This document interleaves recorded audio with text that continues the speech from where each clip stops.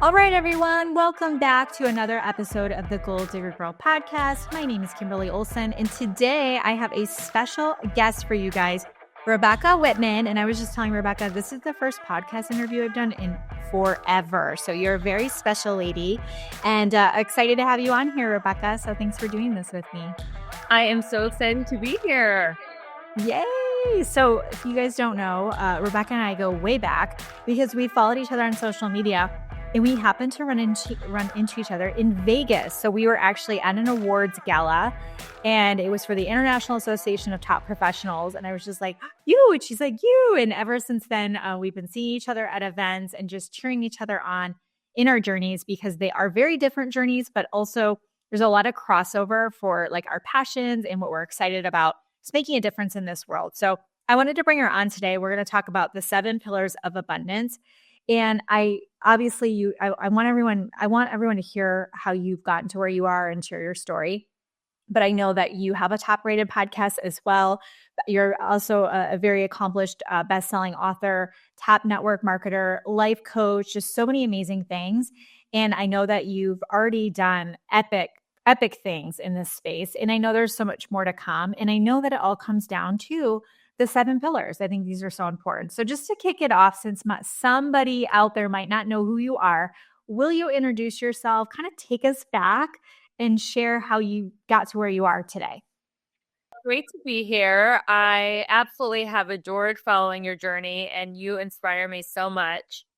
My journey started a long time ago. I actually moved to LA 23 years ago to pursue acting. And although I had small parts on really big shows like Friends, CSI, and 24, I never did get my big break. And I found myself studying with great thought leaders.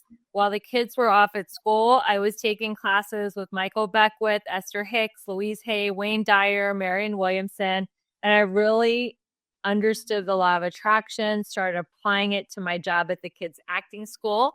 Before I knew it, I was making 7 figures. I did not apply it so well to my love life, and I had the habit of picking emotionally unavailable, narcissistic men and trying to change them, which is exhausting. And I married one hoping he would change, and he did not. And years after marriage, I filed for divorce, and it just so happened as my marriage was slowly and painfully unraveling, my dad was slowly and painfully dying back in Ohio, where I'm from. And at one of the conversations, he said, I really think you should write a book. So fast forward a few months later, my dad died, my marriage was dissolved. I was sitting across the desk from my financial planner, and he said, Rebecca, I really think you should write a book, because even though you lost your dad and you lost your marriage, you're having your best financial year ever. You're actually a millionaire. So I thought about what I wanted to write about, and I decided that I was going to explain how I lived my life by dividing it into 7 key areas, which I call my 7 pillars of abundance.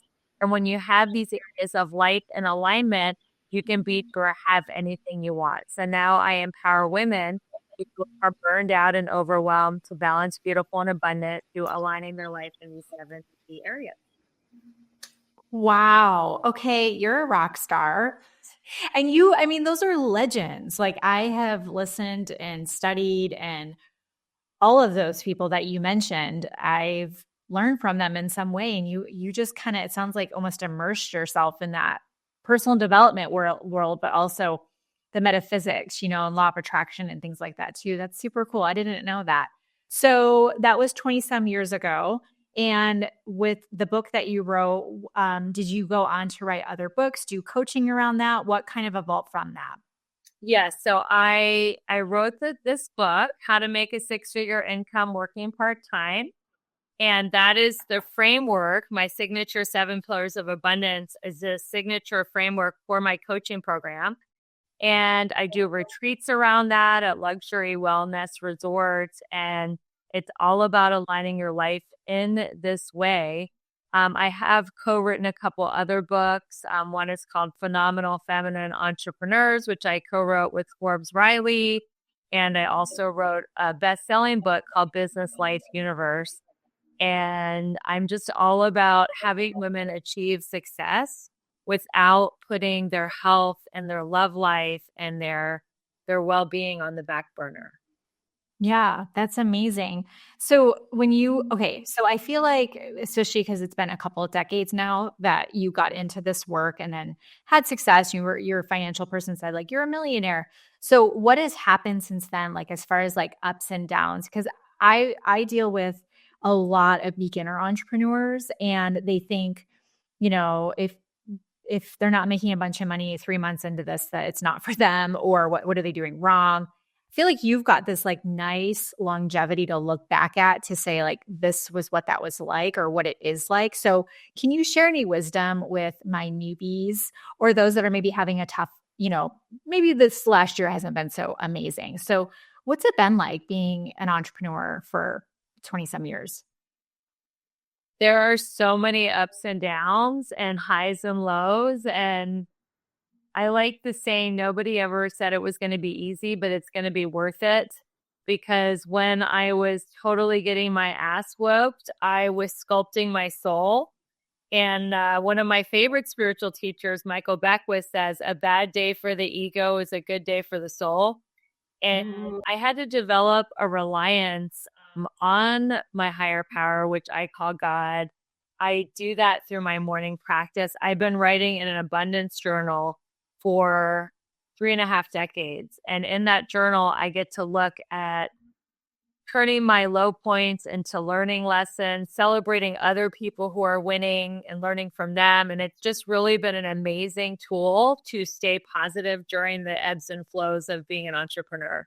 Wow. See, I think that especially because I teach social media and you know this in branding, I feel like people always want to know what app I'm using or whatever. And I'm just like, it doesn't freaking matter. Meaning it's nothing to do with that. It's just who you are when you do things. And that all comes from the mindset work. It's also too, I feel like, and tell me what you think about this.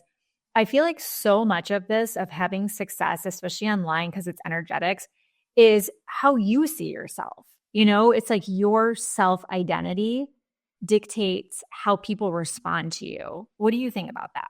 It is so about your relationship with yourself, and especially online and marketing, but just in your love life with your friends, everything. Like I am a recovering perfectionist. So I was constantly beating myself up saying I could have done it better. I'm not good enough. And I would attract people, relationships, and friends that would constantly put me down. When I started to show myself self-compassion and speak in a kinder, gentler way to myself and my own inner dialogue, I started to attract nicer people. I attracted my soulmate. I absolutely feel like online, it's about showing up with authenticity and just giving myself some grace to be a real human. And I feel like real is way better than perfect when it comes to your personal growth and especially showing up online. Yeah. I think too that people can sense it when something is, all polished and perfect and all the things. And I'm all about branding. I love a good photo shoot. You know that.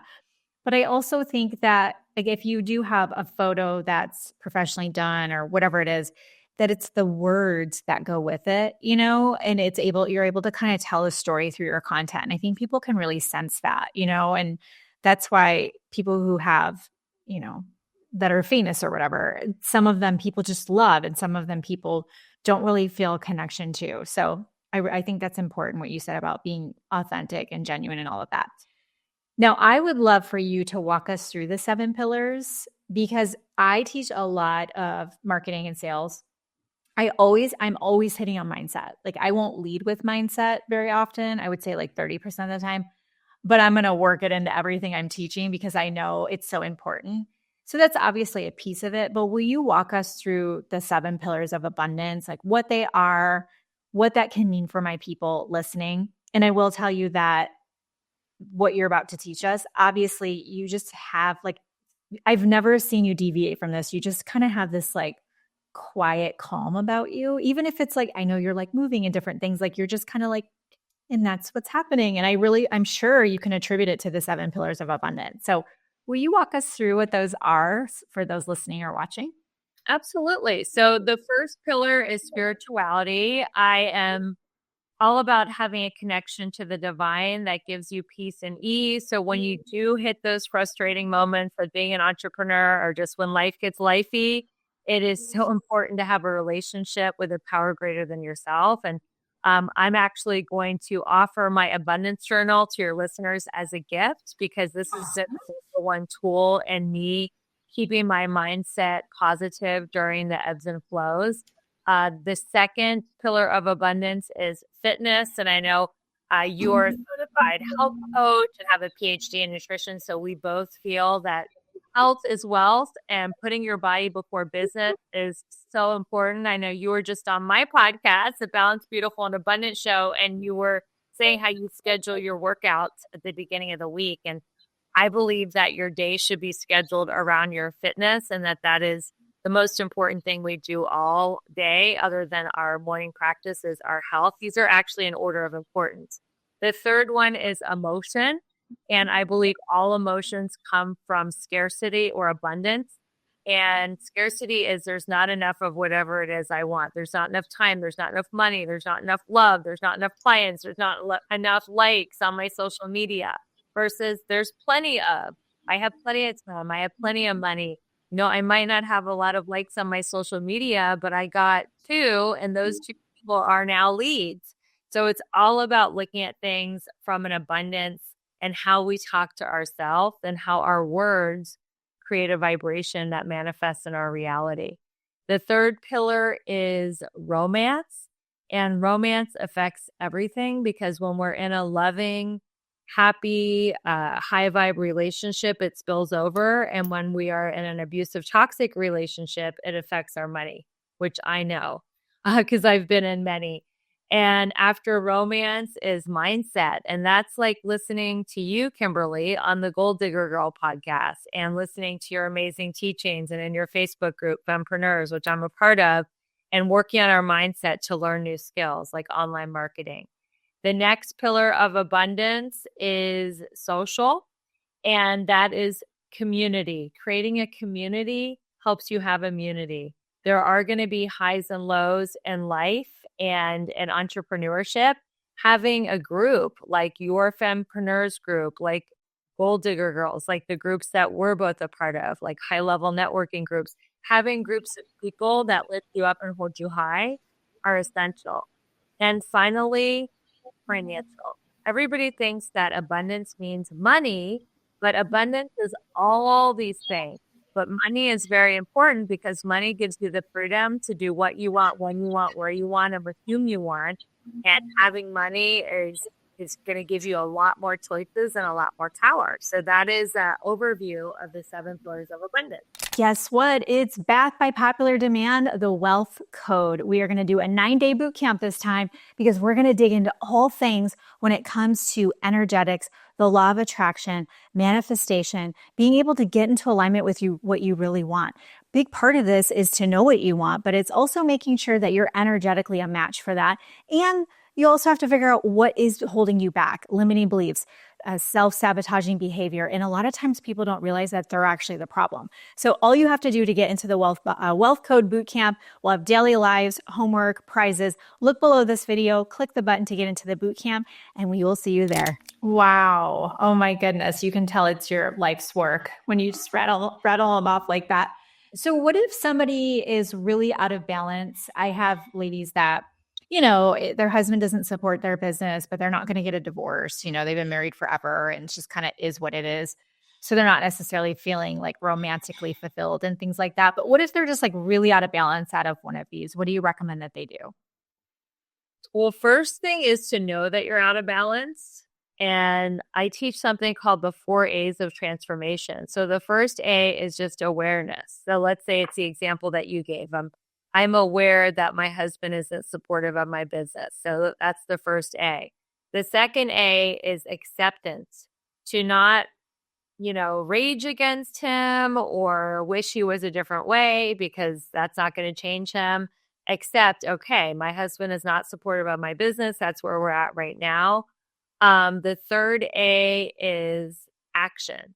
So what action can I take despite my lack of support at home to move my business forward? Because if I start getting massive results with my business and bringing home an extra income stream, my husband's going to be more supportive. So action is very important. And that's where you come in, Kimberly. You have so many great action steps.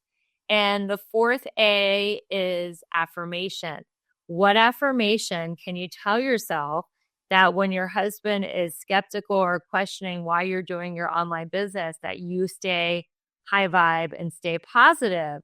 For example, I am enjoying my online business, no matter what, or I am so excited and happy to learn online marketing. So I will help you. That's one of the things I do. I help you create a mantra in whatever area is deficient so it can start to go from a level 1 slowly up to a level 10. Wow. Okay. That's incredible. And I love that there's like structure to what you're teaching because, I'm all about that too. And it's that framework people can plug into. So because this is obviously a really holistic view of all the different areas, and you and I share that belief that we have to be balanced. And if one area of our life is suffering, it's going to overflow and impact the other area. So I love that we have this kind of all encompassing viewpoint. But take us to what that day-to-day practicality looks like as far as implementing this and living it out. Because you mentioned earlier your morning practice, and I know you guard that, and that's really important to you. And you asked me, what mine was. So I would love to hear what you do personally, and then anything you can share of like when you're teaching this for others, because I'm sure it's not one size fits all. But fill us in. What do you do for your morning routine? Sure. So my morning routine is pretty elaborate. So the second I open my eyes, I throw in my AirPods and I start listening to something positive because our subconscious is most open to information. And a lot of people will open their eyes and look at their phones. I try to avoid my phone for at least a half an hour and listen to something positive. Then I will do my skincare routine. I will then go get some water, and my water is, I just started doing like hydrogenated water. Then I put my greens powder in, then lemon, and then electrolyte. So it's like a detoxifying water.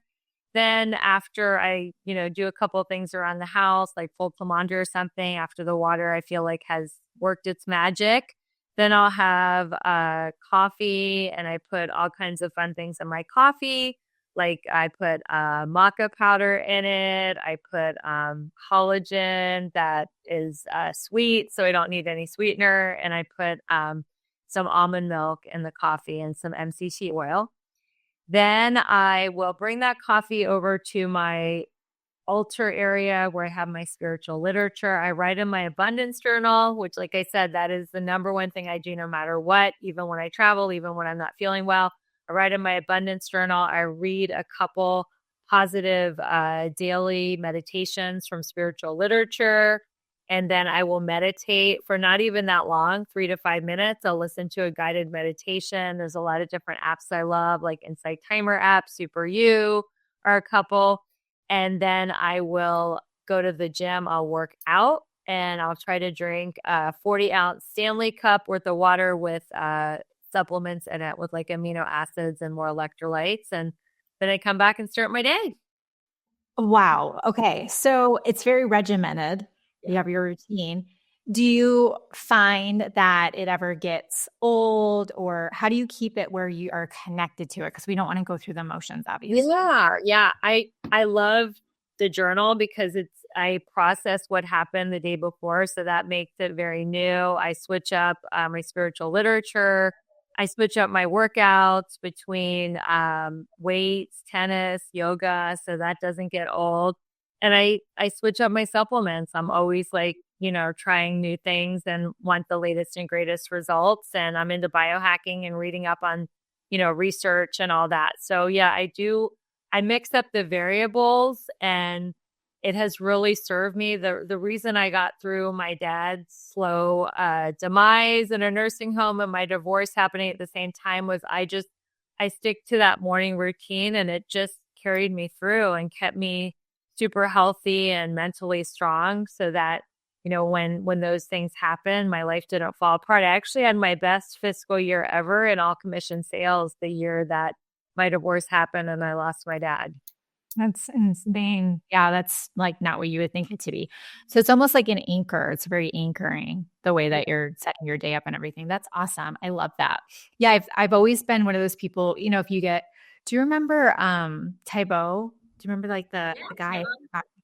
Yeah, like anything like that, I can watch it like once, maybe twice, and I'm like on to the next thing. So I like that you have your framework, but then you're changing what's in it to keep that attention span and all of that. That's really interesting. So, are there any like favorite books that you have or anything that you'd recommend? Obviously, your books. And actually, do you have all your stuff listed somewhere? I'll include the links below. I've got the Abundance Journal. I'll get that link from you. What else? Do you have a place where they can go to get more from you, like a website or anything like that? Yeah. You can go to my website, RebeccaElizabethWhitman.com. That's Elizabeth with a Z. And also my Instagram link in bio has my podcast and all the things that I'm up to. But a couple of my favorite books are The Four Agreements by Don Miguel Ruiz. I love that book. And as far as like daily meditations and readers, Melanie Beattie has a great book on codependency. And there's a book for women recovering from addiction called Every Day a New Beginning. And those are some of the go-to books that I love. That's awesome. Okay, cool. And then what I would like to know, because, okay, how do I put this? You seem so like solid and balanced and like, do you ever have like off days or do you ever like curse or, you know what I mean? Like, do you ever like, do you have a moment? And then what do you do when that happens? I do. I'm very emotional and I'm like you, I like doing what I want and I like getting it 5 minutes ago. So one of the things that I am challenged with is impatience. So I just remind myself that everything is happening in divine timing and that I'm exactly where I'm supposed to be. So again, affirmations are what I use to kind of reroute my brain when I go negative. I like saying things are working out better than I can imagine. And one of my favorite all-time affirmations is I am enough, I have enough, I am willing to set myself free. And just taking like a breath, because when I get really frustrated, I just like my shoulders tighten and I get shorter breath. And it's just like just taking a deep cleansing breath and realizing that, God's got me and that things are going to work out better than I can imagine. And just to take a break, to walk away from the computer, to walk away from my cell phone, to go outside, to pet my dog, to have some water and hydrate, to do some yoga stretches, definitely to just take a meditation break and listen to a guided meditation. These are all things. And then you can always I always put my angst into like a good hard workout or sleep is always good. So these are some of the things that I use because I do get frustrated. I'm not an ascended master, even though I teach spiritual principles. I'm definitely a work in progress. Yeah. Okay, good. I was like, we were like magnetic to each other when we met. So I'm like, she's got to be similar to me. Okay. Because we love deeply, we feel deeply, and so with that comes all kinds of emotions. And I can resonate with what you're saying. So last minute tip before we close out, what would you say to somebody who's starting out and they want to build this beautiful business? They want all the things, obviously if they're listening through this podcast, there's somebody who is coachable and they want their life to change. What would you say to somebody who isn't seeing results yet, even struggling with belief a little bit in themselves? What advice would you give them? I would say to have faith that they're exactly what they're supposed to be and to ask themselves this question: what would you do if you knew you couldn't fail? Because there is no such thing as failure. You either win and get what you want, or you learn something which is invaluable: life information, marketing information, sales information, social media information. The best way to learn is to experience it yourself. So they say in the tech world, fail fast and fail forward. And there is no such thing as failure. So if you took failure off the table, how much more excited would you be about your business? How much more social media content would you put out in a day, in a week? How much more excited would you be to share about your product, good, or service if you knew there was no such thing as failure? And if you just took that off the table, you could just shine and be your most brilliant self. I absolutely love that. I'm going to start using that and give you credit for it. That we had that conversation today. I love that so much. And it's so true, guys. I know a lot of you are like, just go for it. What would you do if you couldn't fail? And just go for it. There's only growth on the other side of that, which I love. So thank you for sharing that. So we'll include in the show notes below, you guys take a look. I want you guys to all follow Rebecca Whitman on social media. I also am going to highly recommend that you go subscribe to her podcast because she's interviewing amazing guests. She has her podcast is describe it for me. It's like syndicated on more than one radio station. How it works? Yes, it's a podcast, but it's also on a syndicated radio station in Atlanta where it's getting 5 million listeners a week, and it's also on a TV show on the Everyday Woman's TV network. So the podcast is a great place for entrepreneurs, especially self that are heart-centered entrepreneurs, the people that listen to you, Kimberly. They are wanting to make a positive difference in the world, but they also want to get compensated for it. And that's exactly who the podcast is serving. So I know you guys are going to love it. And Kimberly's been on it twice. So that's how much I adore her. So definitely check out both her interviews. Same to you. I mean, I was telling you, I haven't done podcast interviews in like years. And you're on here a second time. So that obviously says a lot. So we absolutely love each other. And we're going to continue to cheer each other on and all the things. So thank you for being on, Rebecca. I so appreciate you. And for everybody listening, thank you guys. Make sure you subscribe so you don't miss an episode. Share this out. Tag me at the Gold Digger Girl. Tag Rebecca. Say, here's the show, but tag her. She'll give you a shout out for that. I'll give you a shout out for that. And we'll love to do more in the future together, Rebecca. So thank you for being on. For sure. And for anybody who wants that abundance journal, I'll make sure to give you that link to share with them as well. Yep. I'll put that below, you guys. Awesome. All right. Well, that's a wrap. Thank you guys so much for listening. Until next time, get lit in your business and set your soul on fire. We'll see you soon.